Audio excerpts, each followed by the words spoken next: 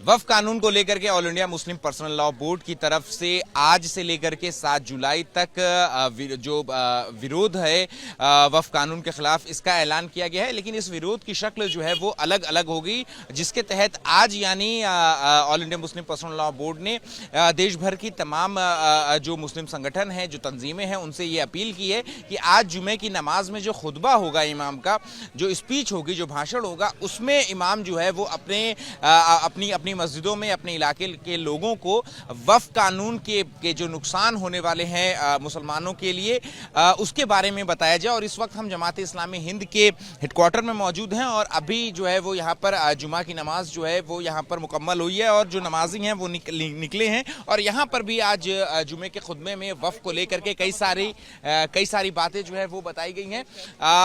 Sir, आप बताएं, आप खुतबे में थे, मौजूद थे, क्या बताया गया और वक्फ को लेकर के क्या दिक्कत है मुसलमानों को कानून को लेकर? देखिए, खुतबे में जो बातें कही गई हैं वो जाहिर है सिर्फ तंजीमों का, जमातों का, सारे मुसलमानों का और इंसाफ पसंद गैर मुस्लिम हिंदुओं का, सबका एक ही मौक़िफ़ है।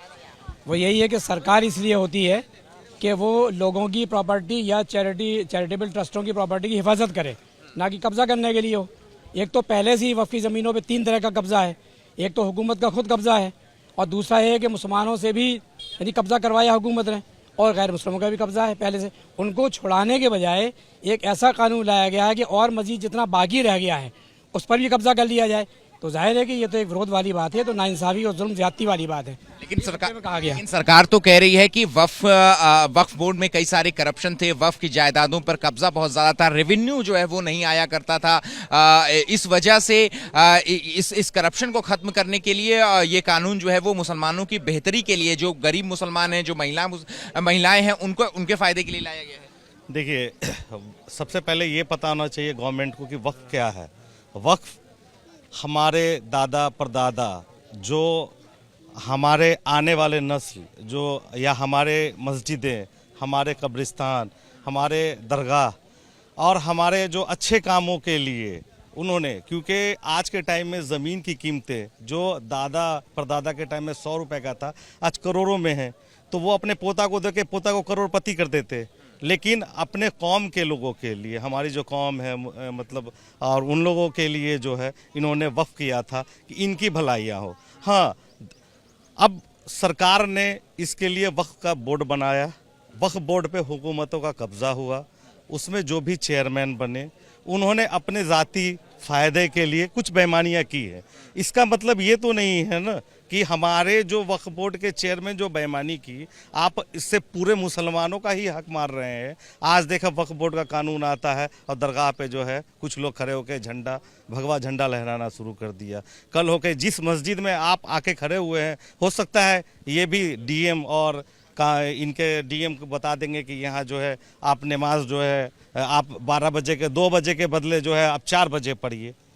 हुआ ना अभी कि आप यूपी में कि जुमा का नमाज को पढ़ना ज़रूरी है क्या मस्जिदों में? हमारी ज़मीन है, हमारी चीज़ है, तो हम उसके मालिक हैं ना। कि सर मतलब ठीक है, एक सिस्टम से होना चाहिए वक्फ का जो भी एक चेयरमैन है। मैं आपकी बात समझ गया, लेकिन एक सवाल ये भी उठता है सर कि विरोध करने के लिए तो मुस्लिम पर्सनल लॉ बोर्ड ने बोला, लेकिन विरोध की शक्ल क्या होनी चाहिए? हमने देखा बंगाल के मुर्शिदाबाद में जब वक्फ कानून के खिलाफ जो प्रदर्शन हो रहा था वो थोड़ा हिंसक हो गया था, गाड़ियों में आग वगैरह लगाई गई, तो ये भी तो सही नहीं है ना। हिंसा तो हमारे यहाँ बिल्कुल है ही नहीं, और हिंसा का हमारे यहाँ इसमें कोई मकाम भी नहीं है दीन में। विरोध का तरीका है जैसा मुस्लिम पर्सनल लॉ बोर्ड ने बताया कि हम अपनी काली पट्टी बांधेंगे, ये हमारा राइट है, ये हमारा अधिकार है, और विरोध तो हमें करना पड़ेगा। अगर हम विरोध नहीं करेंगे तो हमारी आने वाली नस्लों को बहुत ज़्यादा परेशानी होगी। हम लोग देखिए, जो भी रोड पे आगजनी हो रही है या वो उसके खिलाफ है। हम लोग जो हमारी चीज़ें हमसे छीनी जा रही है, ये हमारा इदारा है, ठीक। हमारे इदारा में आउटसाइड को लाके बैठाल के उनके अकॉर्डिंग कानून, जहां हमारी मतलब सरकार तो सारे मतलब बिचाए। लेकिन अब तो कानून पास हो चुका है, दोनों सदनों से कानून पास हो चुका है, बिल पास हो चुका है, प्रेसिडेंट का असेंट मिल चुका है, कानून इफेक्ट में लाया जा चुका है। देखिए, कानून पास हो गया हम जानते हैं, लेकिन हम इस कानून को नहीं मानते हैं और कभी मानेंगे भी नहीं। किसान कानून भी वो पास हुआ था, उसका भी सब लोगों ने विरोध किया था, इसका भी हम विरोध करेंगे। अपने ये सौदानी से, ठीक है। और हिंसक की बात जहाँ है तो वहाँ हिंसक करने के लिए कुछ दूसरे लोग आके भड़का के और हिंसा भड़काते हैं, ठीक है। हम लोग बिल्कुल शांतिपूर्वक से ये प्रोटेस्ट करना चाहते हैं, लेकिन कुछ लोग उसमें साइड से आके हिंसा भड़का दे रहे हैं।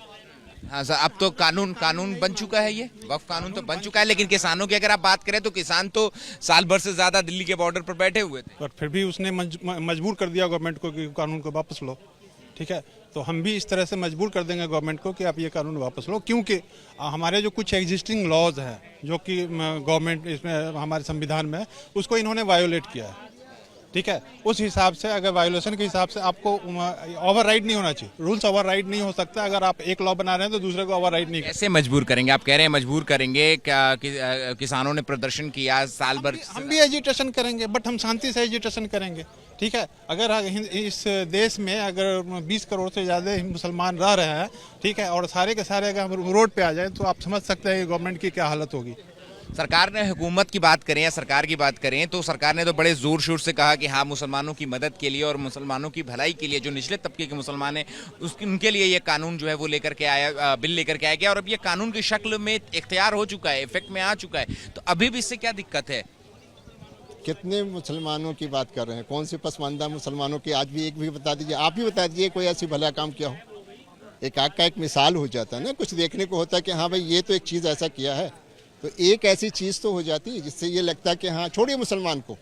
अब आगे क्या? गरीब की बात बता दीजिए जो किसी भी धर्म से ताल्लुक। अब आगे क्या? ये इस पे अब जो है पूरी देर रात तक बहस चली संसद के दोनों सदनों में। अब ये कानून की शक्ल में आ चुका है, अब मुसलमानों के लिए आगे क्या है इसमें? ये तो बहुत सारी मिसालें ऐसी पड़ी हुई है, इसको एक्साइज कुछ नहीं है कि हाँ इस चीज़ के लिए कुछ नई चीज़ खोज करनी है। किसान इस बात का सबूत है कि किसान ने यही कानून बनाया था ना, और आपने फिर यही कहा था कि हमारे तपस्या को और हमारी इन सारी चीज़ों को और निष्ठा को नहीं समझ पाए, तो बहुत दुखे मन से, तो इसी दुखी मन से इसको भी आप वापस ले लीजिए। ठीक है, ठीक है। तो देखिए, यहाँ पर वापस लेने की बात कर रहे हैं जो तमाम मुसलमान हैं, और यहीं मुस्लिम पर्सनल लॉ बोर्ड की तरफ से भी तमाम मस्जिदों में यही अपील की गई थी कि जुमे की नमाज से पहले जो खुतबा होता है उसमें जो है वो यहाँ के लोगों को, अपने अपने इलाके के लोगों को, अलग अलग लोगों को वक्फ कानून के बारे में जो है वो जानकारी बताए। और इसके अलावा जो मुस्लिम पर्सनल लॉ बोर्ड ने आने वाले दिनों में जो विरोध प्रदर्शन का एक प्रारूप तैयार किया है उसमें कैसे मुसलमान जो है वो बढ़ चढ़ करके हिस्सा लेते हैं, इसके बारे में भी इस खुतबे में बताया गया है। कैमरा पर्सन मेहरबान सिंह के साथ Ahmed Bilal, ABP news, Delhi. For exclusive and insightful videos, subscribe to our new channel ABP Live Premium.